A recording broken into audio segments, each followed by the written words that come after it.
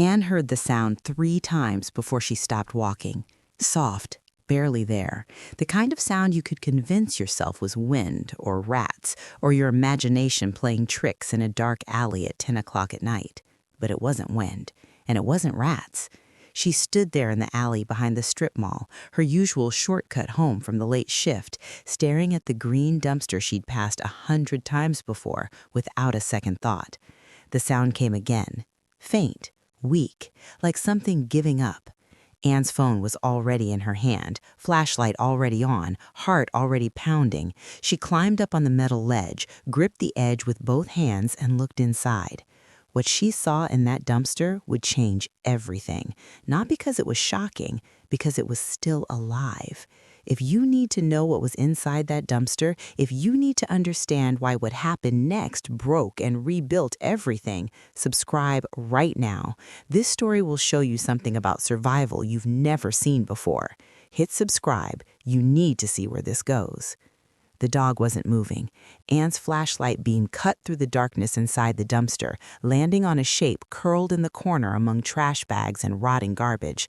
Brindle fur, brown with dark tiger stripes, a white patch on the chest barely visible beneath layers of filth. A pit bull, medium-sized, female, lying on her side like she'd already given up.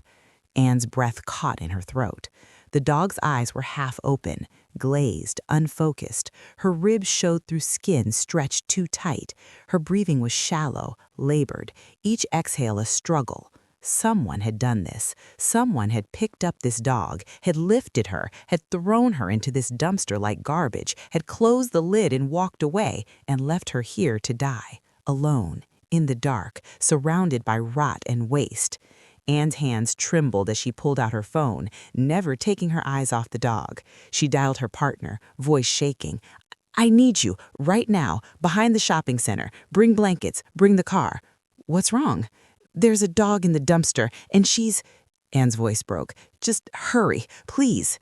She hung up, looked back down at the dog, and that's when it happened. The dog's eyes found Anne's face, held it, and despite everything, despite the starvation, despite the abandonment, despite dying in a dumpster surrounded by trash, the dog's body shifted, just slightly, just enough, like she was trying to acknowledge that someone had finally come, like she still believed after everything that humans might be worth hoping for. Anne felt tears burn her eyes. "I'm here," she whispered into the darkness. "I'm not leaving you. I promise." The dog's eyes stayed on her face, still hoping, still believing, still waiting for rescue that might never come. Anne's partner arrived 8 minutes later, pulled into the alley with headlights cutting through the darkness, engine still running. They got out of the car carrying blankets, flashlight in hand, face already showing the question, "Is this really happening?" "She's in there," Anne said, pointing to the dumpster. "We have to get her out." Her partner climbed up beside Anne, looked inside, and went silent. The smell hit them immediately. Rot, waste, death waiting to happen. The dog hadn't moved, still lying in the same position, still breathing those shallow, desperate breaths. "Jesus Christ," her partner whispered. "We need to call animal control," Anne said, "or 911, or—" "It's 10:30 at night. By the time anyone gets here—" Her partner didn't finish the sentence, didn't need to.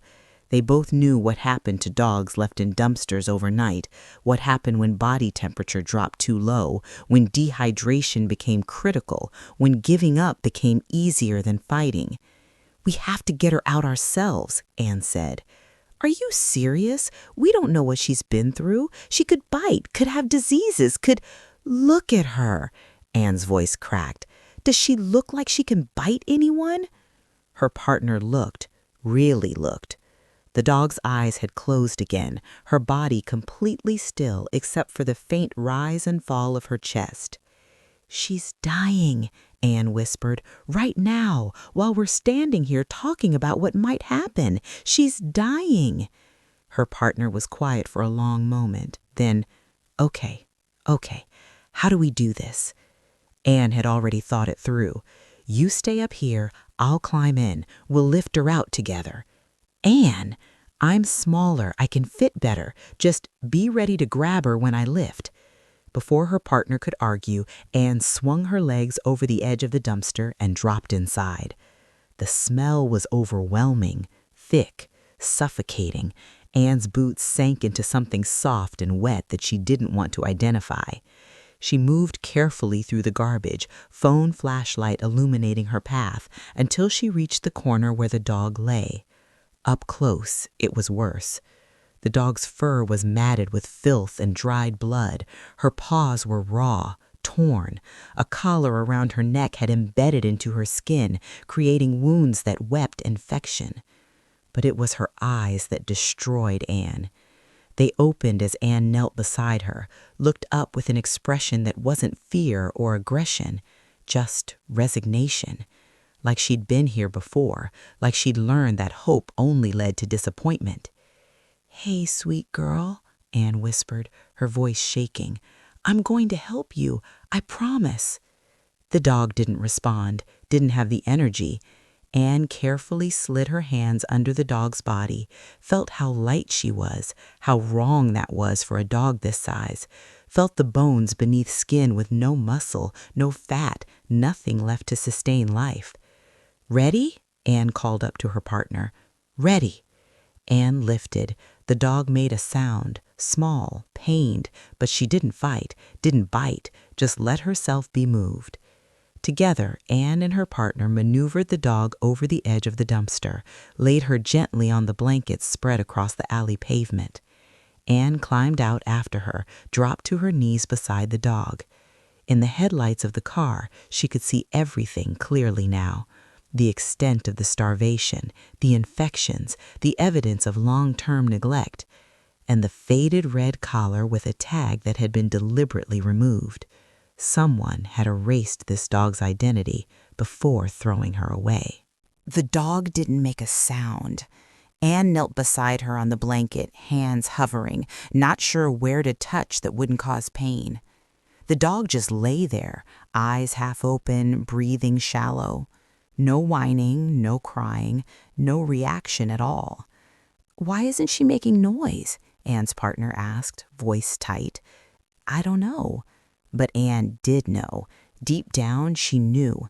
Dogs that had been heard made noise. Dogs that expected response barked, whined, cried for attention. This dog had learned that making noise changed nothing, that crying didn't bring help, that barking didn't bring rescue. She'd learned to be silent because silence was survival.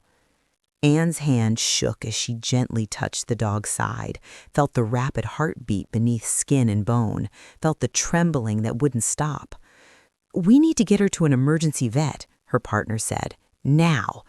They worked together to wrap the dog in blankets. She didn't resist, didn't help, just let herself be moved like an object with no will left.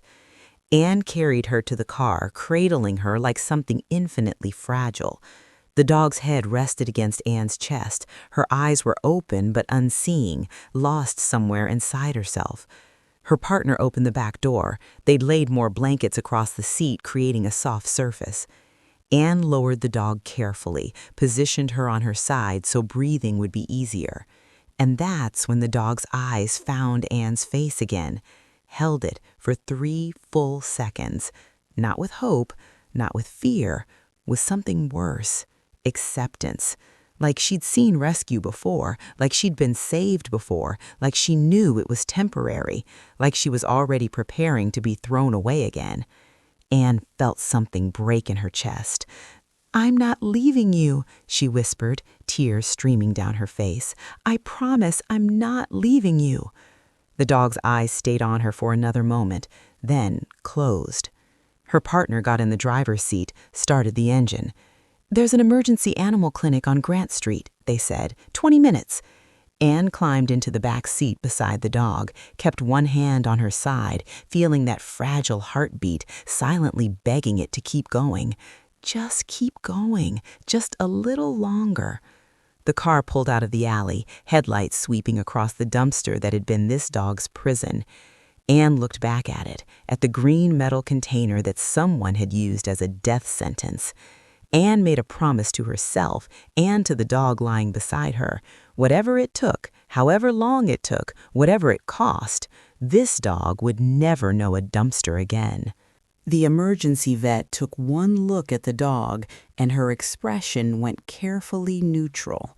The kind of neutral that meant she'd seen this before. Seen dogs in dumpsters, seen abandonment, seen cruelty. The kind of neutral that meant she knew how this usually ended. "Bring her straight back," she said, voice professional, detached. Anne carried the dog through the clinic.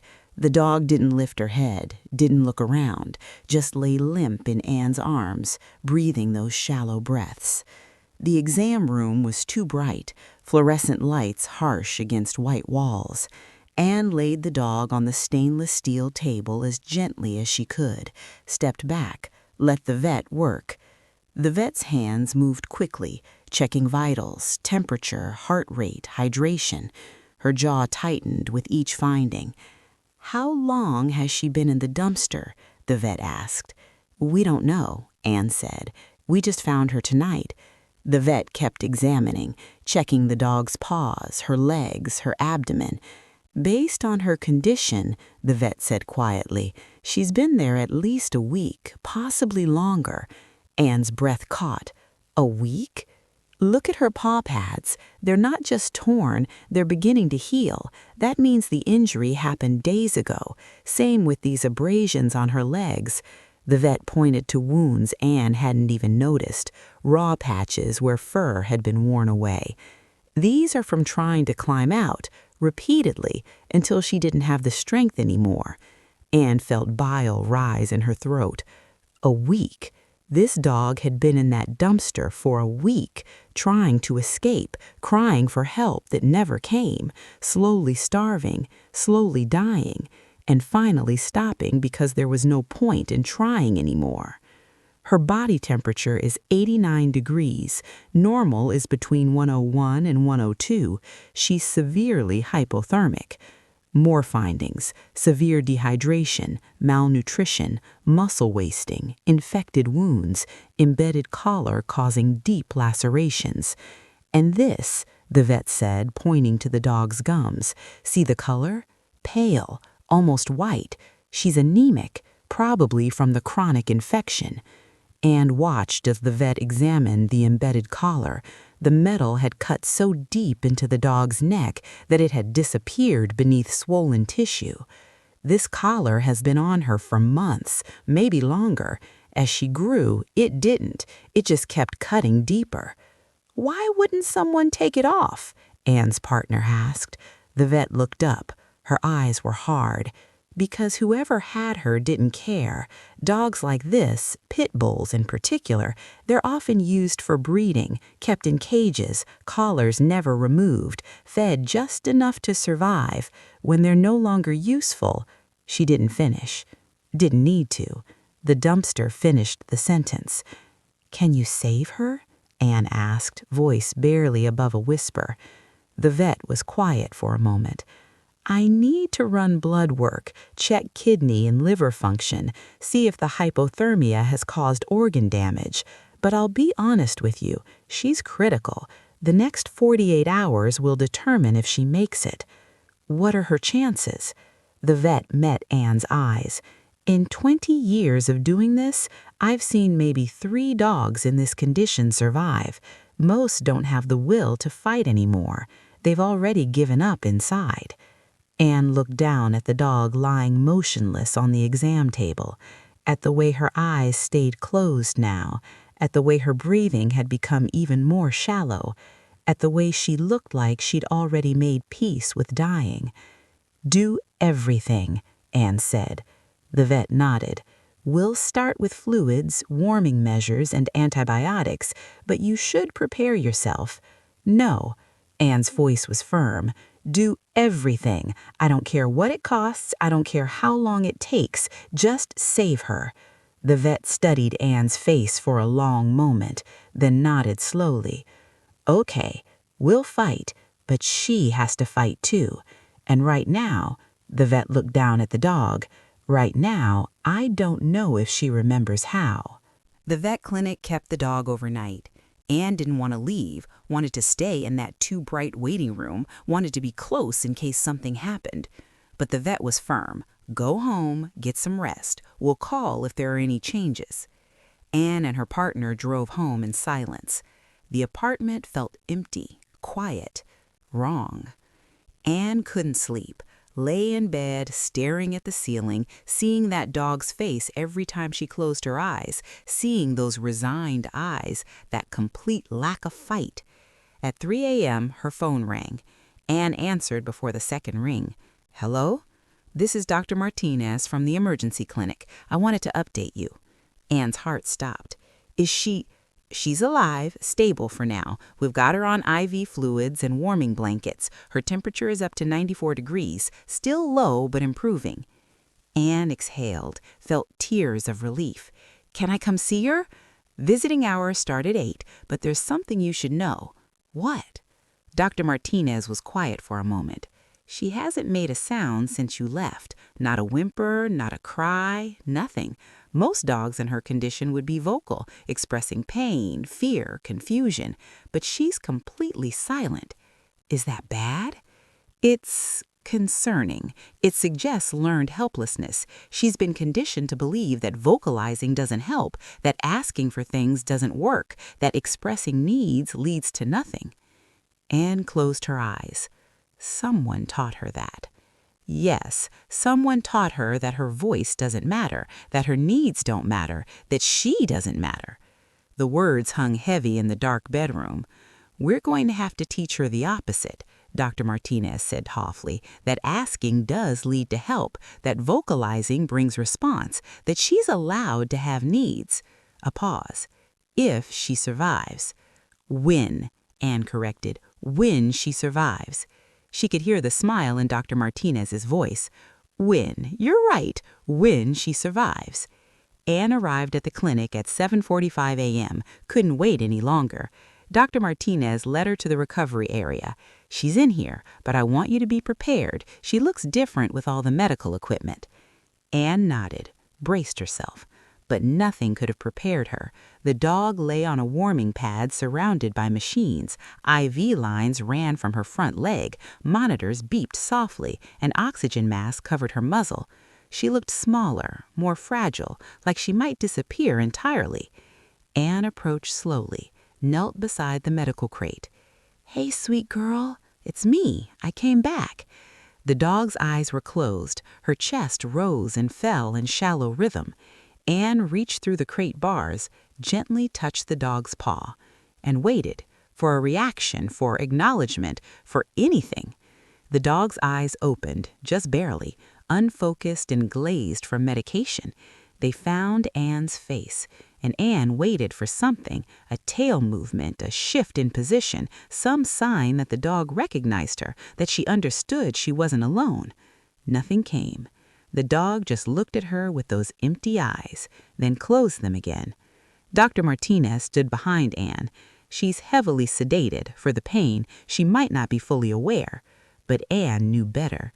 This wasn't sedation. This was a dog who'd learned not to ask for comfort, not to seek connection, not to hope for anything from the humans around her, because asking led to disappointment, and disappointment hurt worse than silence.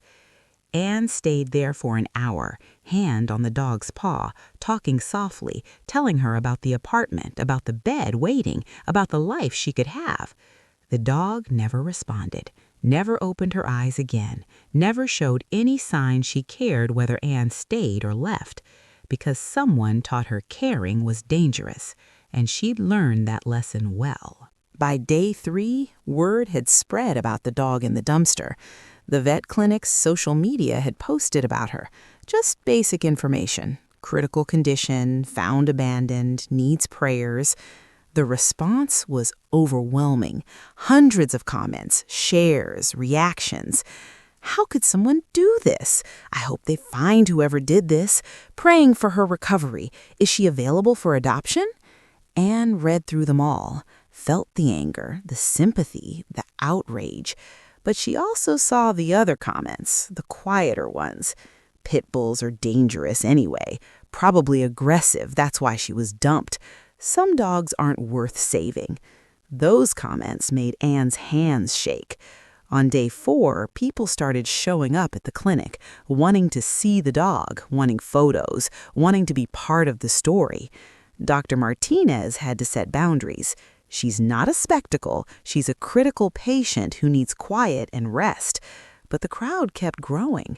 Someone set up a donation fund. Money poured in, thousands of dollars in days. Anne should have been grateful, was grateful. The medical bills were already in the 5 figures, but something about it felt wrong. All these people suddenly caring, suddenly invested, suddenly ready to help? Where were they before? Where were they when this dog was in that dumpster for a week, crying for help that never came? Where were they when she was being starved and neglected and used for breeding? Where were they when she needed intervention, not sympathy? Anne sat in the clinic waiting room on day 5, watching through the window as people gathered outside, phones up, taking photos of the building, creating content for social media. "Everyone loves a rescue story," Dr. Martinez said quietly, sitting beside Anne. "But loving the story and doing the work are different things." "What do you mean?" "These people, they'll donate, they'll share, they'll feel good about caring. But when she's recovered, when she needs a home, when she has behavioral issues from trauma, when she's just a regular dog who needs regular care," Dr. Martinez shook her head. "That's when the crowd disappears." Anne looked through the window at the dog, still unconscious, still fighting, still alone despite all the people claiming to care. "I'm not going anywhere," Anne said. Dr. Martinez smiled sadly. "I know, but you're one person, and she's one dog. There are thousands more like her, in dumpsters and shelters, in situations where crowds don't gather because there's no story to share." The words settled heavy in Anne's chest, because Dr. Martinez was right. This dog had become a symbol, a story, a feel-good narrative about rescue and hope. But she was also just a dog who didn't care about social media posts or donation funds or people's outrage. She just wanted to survive. And all the caring in the world from people who wouldn't be there tomorrow didn't change the fact that she was still lying in a medical crate, still not eating, still not responding, still not sure if living was worth the effort. Anne stood. "I want to see her." Dr. Martinez nodded. "Come on." They walked to the recovery area together. The dog was awake this time, eyes open, staring at nothing. Anne knelt beside her crate, put her hand against the bars. "Hey, girl, it's me." The dog's eyes didn't move, didn't acknowledge. Outside, the crowd was still gathering, still taking photos, still talking about how much they cared. But inside this room, it was just Anne and a dog who didn't know how to believe in caring anymore. And Anne realized something fundamental. Saving this dog wasn't going to be about the crowd. It wasn't going to be about donations or shares or public outrage. It was going to be about showing up every day, when it was hard, when it was boring, when there was no audience watching. It was going to be about proving that sometimes caring was quiet, and that quiet caring was the only kind that lasted. On day 7, Dr. Martinez cleared the dog for discharge.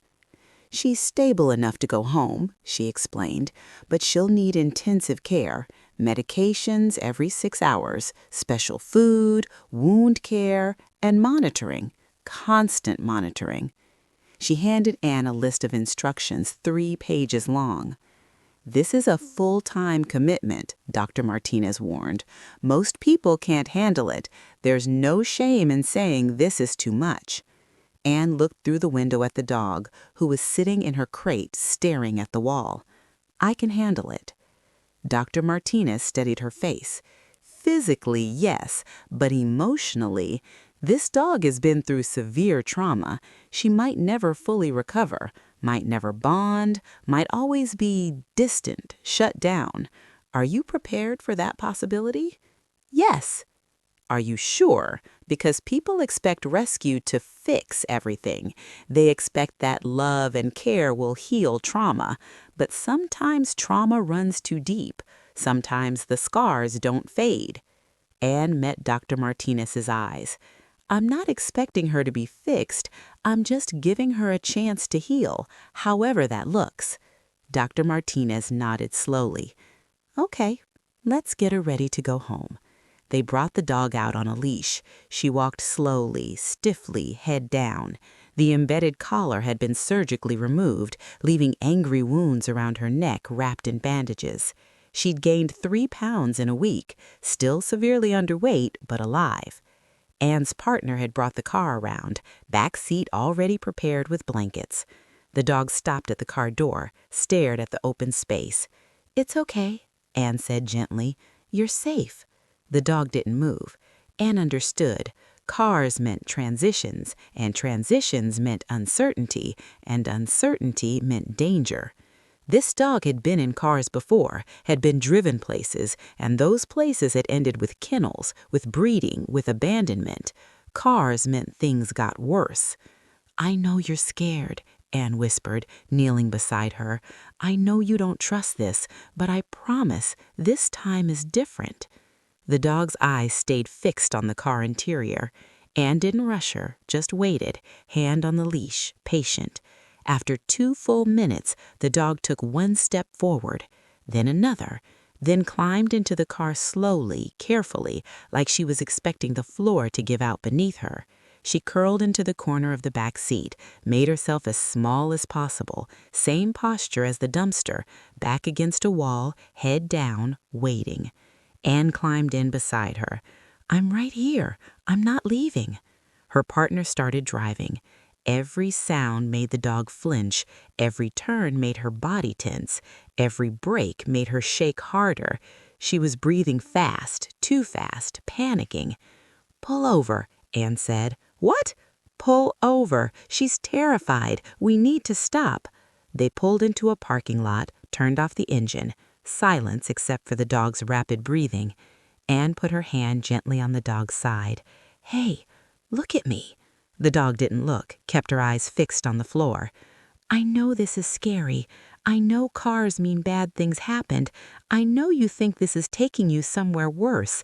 The dog's breathing didn't slow. But I promise you, and I know you don't believe promises anymore, but I promise we're going somewhere safe, somewhere with soft beds and food that's always available, somewhere nobody will hurt you. The dog finally looked at Anne, and in her eyes, Anne saw it clearly. She'd heard promises before. They'd all been broken. I know, Anne whispered. I know you don't believe me, but you will. Eventually, you'll see. They sat there for 10 more minutes before continuing home. The dog never stopped shaking, never stopped bracing, never stopped waiting for this kindness to end the way kindness always ended. And Anne realized something that made her chest ache. Being saved felt worse than being abandoned, because being saved meant hoping again, and hope was the most dangerous thing this dog had ever known. The apartment smelled wrong. Anne could see it in the dog's face the moment they walked through the door. The way her nose lifted, taking in unfamiliar scents. The way her body went rigid with each new smell.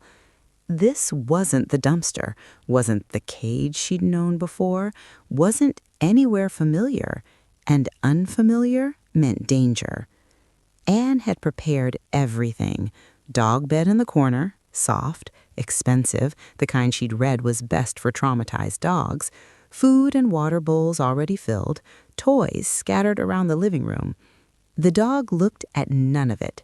She walked straight to the darkest corner of the room, the space behind the couch where the lamplight didn't reach, where her back could be against 2 walls, and she sat. Same posture as the dumpster, as the shelter kennel she'd probably known before, as every prison she'd ever been in. Head down, eyes on the floor, body tense and waiting. Anne watched her from across the room, didn't approach, didn't try to coax her out, just let her be. Should we try to get her to move? Her partner asked quietly. No, She needs to choose, needs to feel like she has control over something. They spent the first hour just existing around her. Anne made tea in the kitchen. Her partner read on the couch. Neither of them looked directly at the dog. Neither of them pushed. The dog didn't move, didn't explore, didn't show interest in the food or water or bed, just sat in that corner like she was trying to disappear. Evening came. The light outside faded. The apartment got quieter. Anne finally approached the corner slowly, sat on the floor 6 feet away, far enough not to be threatening, close enough that the dog could see her. "I know this doesn't feel safe yet," Anne said softly. "I know you think this is temporary, that I'm going to take you somewhere else, or that someone's going to come take you away." The dog didn't look at her. "But this is home now, your home. Nobody's taking you anywhere. Nobody's hurting you here." Still no response. Anne stayed there for 20 minutes, just talking, telling the dog about the apartment, about the neighborhood, about the routine they'd built together. The dog never looked up, never acknowledged. When Anne finally stood to leave, she saw something that made her throat close.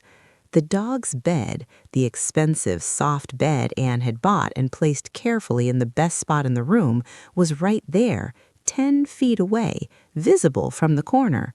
But the dog had chosen concrete, had chosen the hardest surface, the darkest space, the least comfortable option, because she didn't believe she deserved soft things, didn't believe comfort was meant for her, didn't believe this kindness was real. Anne's partner saw it too. "Should we move her to the bed?" "No," Anne said quietly. "She'll move when she's ready, if she's ever ready." That night, Anne checked on the dog every hour. Each time she was in the same position, same corner, same posture, same empty expression. At 3 a.m., Anne came downstairs with a blanket. Didn't put it on the dog, that would be too much contact. Just laid it near her, within reach if she wanted it. The dog didn't move toward it, didn't acknowledge it was there, just kept staring at that corner wall like it held answers she was searching for. Anne sat beside her in the darkness. "I don't know what they did to you," Anne said softly. "Don't know how many times you were moved, how many places you didn't get to stay, how many people promised and then disappeared." The dog's breathing was shallow, controlled, like she was trying not to take up space even with breathing. "But I'm not them," Anne said. "I'm not whoever threw you away. I'm not whoever hurt you before that. I'm different." Even as Anne said it, she knew the dog didn't believe her, couldn't believe her, because every person before had probably said the same thing, and here she was in another corner, in another unfamiliar place, waiting for it all to fall apart. Anne stayed there until sunrise. When morning light finally came through the windows, the dog was still in her corner, still waiting for the worst, still choosing the hardest surface because soft things were temporary and comfort was a lie. And Anne understood that healing wasn't going to be about the soft bed waiting 10 feet away. It was going to be about learning that corners didn't have to be prisons, that darkness wasn't the only safe place, that sometimes soft things were allowed to last. The dog didn't sleep for 3 days. Anne knew because she watched. Every time she came downstairs, morning, afternoon, middle of the night, the dog was in the same position, same corner. Eyes open or half open, never fully closed, never sleeping. "She can't stay awake forever," her partner said on day 3.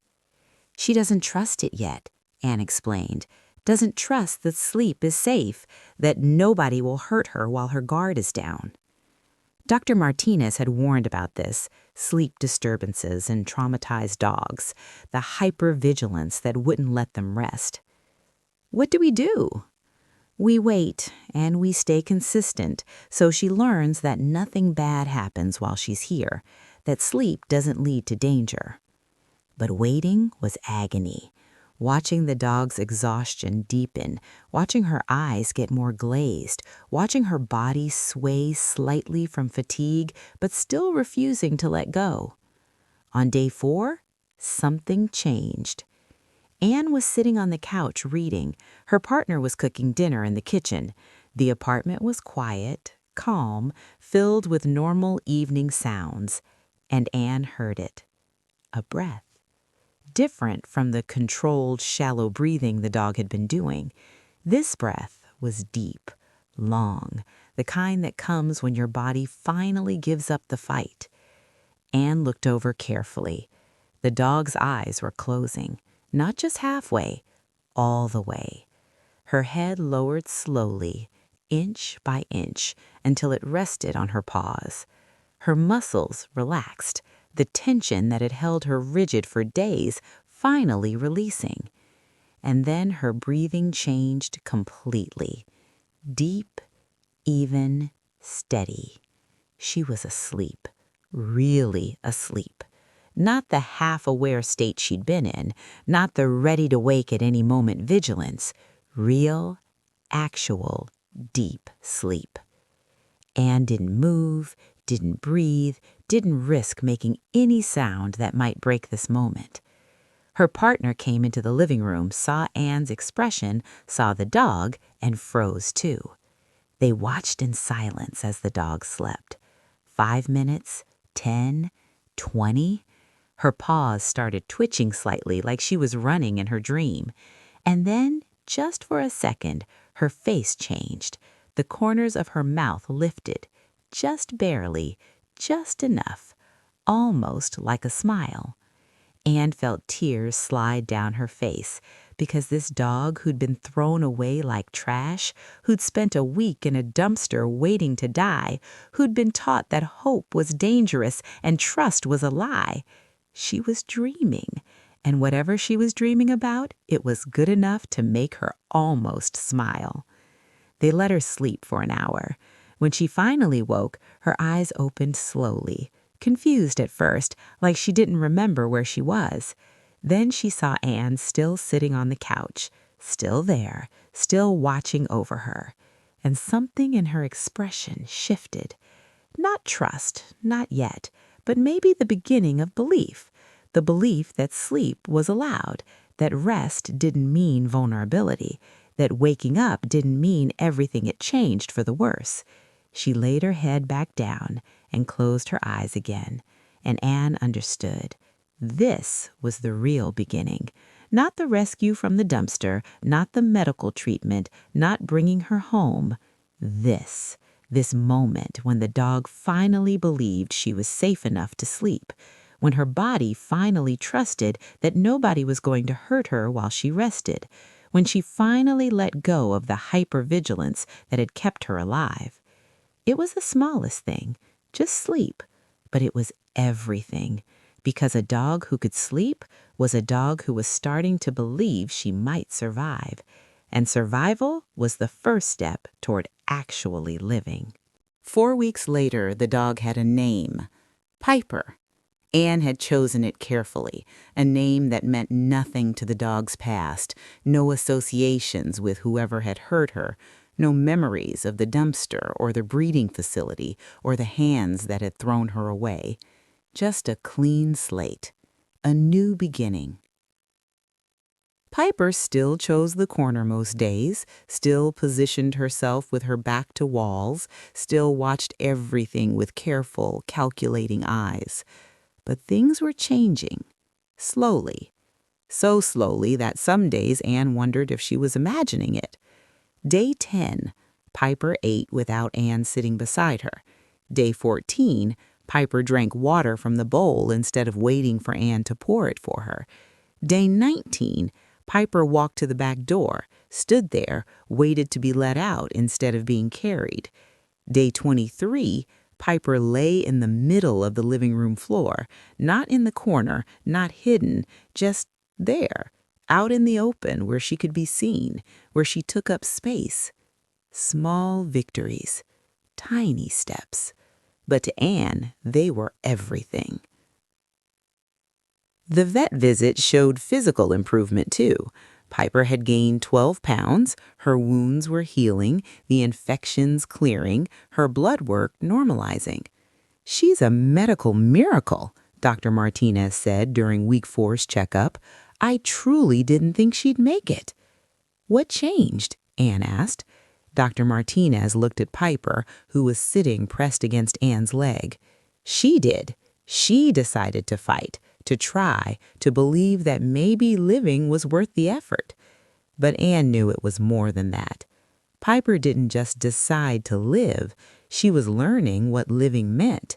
That living wasn't just surviving, wasn't just enduring, wasn't just waiting for the next bad thing.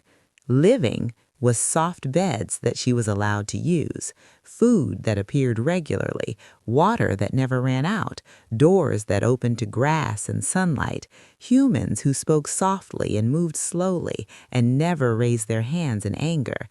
Living was being allowed to take up space. People still asked about her. The social media posts had faded but not disappeared. Is she adoptable? Someone had messaged Anne. I'd love to give her a home. Anne had stared at that message for a long time. Piper wasn't hers legally, was just a foster situation. The plan had always been to rehabilitate her and find a permanent home. But Anne couldn't imagine it. Couldn't imagine Piper in someone else's home, with someone else's routine, learning to trust all over again. Couldn't imagine not having Piper in the corner or the middle of the floor or pressed against her leg during vet visits. Couldn't imagine her life without this dog who taught her what real resilience looked like. So Anne filled out the adoption paperwork, made it official. Piper was hers. On week 5, something extraordinary happened. Anne was sitting on the couch, Piper was in her usual corner, and Piper stood up, walked across the room slowly, deliberately, stopped in front of Anne, and for the first time since Anne had found her in that dumpster, Piper made eye contact that wasn't empty or resigned. Her eyes held Anne's, and then Piper did something that made Anne's breath stop. She took one more step forward, close enough that her head was level with Anne's knee, and slowly, so slowly, she lowered her head, rested it against Anne's leg, just for a moment, just long enough to say what she couldn't say with words. I see you. I recognize what you did. I'm starting to believe. Then she stepped back, returned to her corner, lay down. But everything had changed. Anne sat there crying, hands still extended where Piper's head had been, because what surprised everyone wasn't that Piper survived.